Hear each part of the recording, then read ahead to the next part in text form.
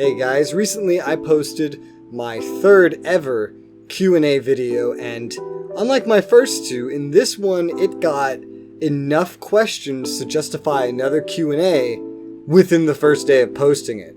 So that's pretty awesome. As a result, today is going to be the fourth Q&A, and if you want to see a fifth, then in the comments after you're done watching this, or right now, in the middle, I don't really care, leave a comment with your question. And if we get enough, we can keep this going. Just make it a series. So let's start with question number 1, which is by Swampy.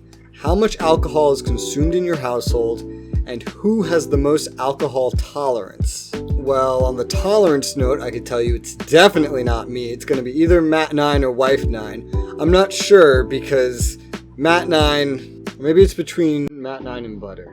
I don't know. All I know is Matt9 likes to say that things never get him drunk, yet I've seen like barely any wine make him very smiley and gay, like really quick.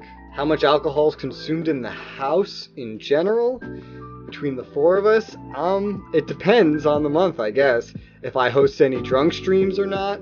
I don't think it's that much though. I don't think it's that much. Let me put it this way, if we all drank out of the same bottle of whiskey for the entire month, and it was just a normal month where I didn't host any drunk streams or anything, I don't think we'd even go through that one bottle. Question number 2 is by Wolf Hazard, and it's, how has YouTube affected you in the long run, and how long will you continue it? Well, YouTube has had a pretty profound effect on me. Not just with this channel that I have right now. I started making YouTube videos when I was like 11, 12, I don't even know. I got one of those flip cameras. You remember the flip cameras? I started recording and making my very first videos where I beat up books and went into the park with a bat and pretended to shoot at people, yelling something about the Russians invading. I don't know. Making videos always ended up being a hobby of mine, to the point where I would record gameplay videos as a kid with like a actual camera, not a phone, but an actual camera, and I'd point it at the screen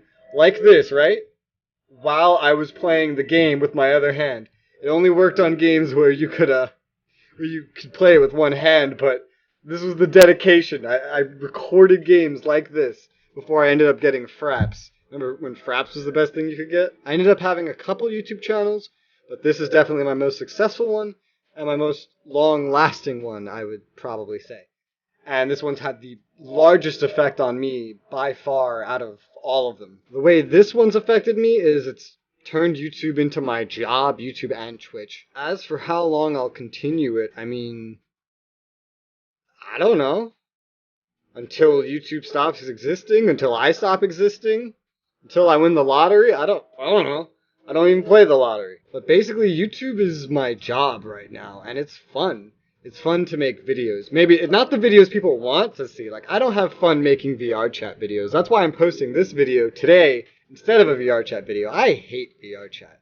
But I'll keep doing it so long as it keeps being fun, and that nothing more fun takes precedent, I guess. Or until I guess I desperately need money and then I have to get a real job. Which, by the way, you can stop from happening by going to Patreon. The next question is from Nagy the Neko, and she asks, how much do you think YouTube has changed your perception on life?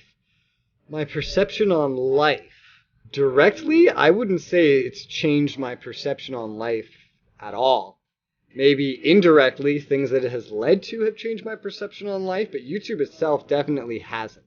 Indirectly, it led to some pretty great things, I would say. I definitely never thought that I would be able to sit down and talk to a camera or make videos and record games and actually be able to pay for some food, pay for some rent, pay for some medical expenses and things like that. I never thought I could do that by making videos and being on YouTube. I thought that was something that only like a very few lucky people got to do. But, you know, one day I just kind of sat down and I was like, well, you know what? I'm just going to go ahead and work off the assumption that I've been told my whole life, that anything you put your mind to, like so long as you try, give it your all, everything you can, do your best, you can make anything happen and you can do anything. And I sat down and I said, well, with that logic in mind, I'm going to start a YouTube channel. It was suggested to me by a friend, and I'm gonna go for it and, you know, do it. And maybe it can even turn into something I can do primarily, like, for a living. I don't know. I'm not really sure I even believed that logic when I said it, but it's proven true, so I guess that's a thing.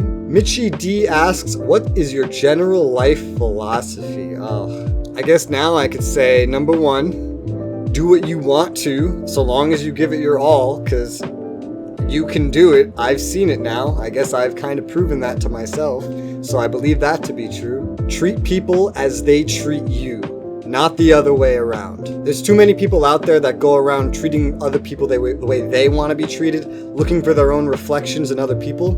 It doesn't work out that well.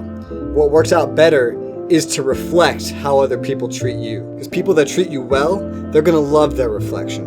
And people that treat you poorly, they're going to hate their reflection, and they're going to leave your life so fast, you're not even going to have to worry about it. And for number 3, eat a lot of pizza. Lightning Zap asks, what are your top 3 favorite games? And just below him, Annie Reed asks, what is your favorite game you play, with friends or without? So those two kind of go together. I guess my top 3 games of all time would be Dragon Age Origins, Sword Art Online, Hollow Fragment, and Dragon's Dogma. Hey guys, quick interruption. I just wanted to give a big shout out to all the people over on Patreon who are supporting this channel, such as Bored Boredom, Turd of Fourth, Charger Gaming, Christian Truitt, DT Jester, Abyssa Pilgrim, Alesh, The Manvic, Elveru, Blazing Azrael, Wolfman MJP, and Nazarin. Thank you guys very much for your donations, and if you guys would consider supporting us and me over on Patreon, the link is in the description. Let's get back to the video. Issei asks 3 questions, and we'll go through them one at a time. Number 1, what is your favorite non-alcoholic beverage? Mountain Dew. Number 2, if you could meet any video game character for one day other than Rain, who would you choose and why? I think if I could meet any video game character, it would be one of my own custom characters, you know, like the Grey Warden or Shepard if you customize him from Mass Effect, something like that, because I think meeting the voiceless representation of yourself you've come to know would be pretty interesting. Issei's 3rd question was, what's your favorite book if you have one? Now, I don't actually read. I like playing video games. People like to read, they like to watch movies. I just say, why do those when you could combine them into an interactive experience that is gaming? You want something more movie heavy? Well, we got graphics to the extreme games with max production value, you know, $40 million budgets. And you want something more text heavy, you got CRPGs, no voice acting if you don't want it. The whole game has more lines written down than a lot of books out there. So typically I don't usually read books, but there is one series that doesn't have a video game or a movie that I'm aware of that I really, really liked, and I stopped reading it eventually. I kind of just ran out of time. Well, I caught up on the books and then I ran out of time and I never really looked back into it, but I owned like every book in every series in the series, and I don't know, I just loved it.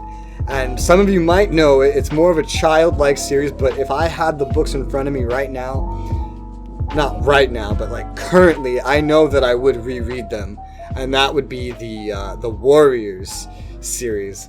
It's just this like series on like basically these cats, but they could talk, and they live in like the forest, and they have clans, and they fight each other. It definitely would be the Warriors series, not really a specific book in general, at least if I do have a specific one I prefer.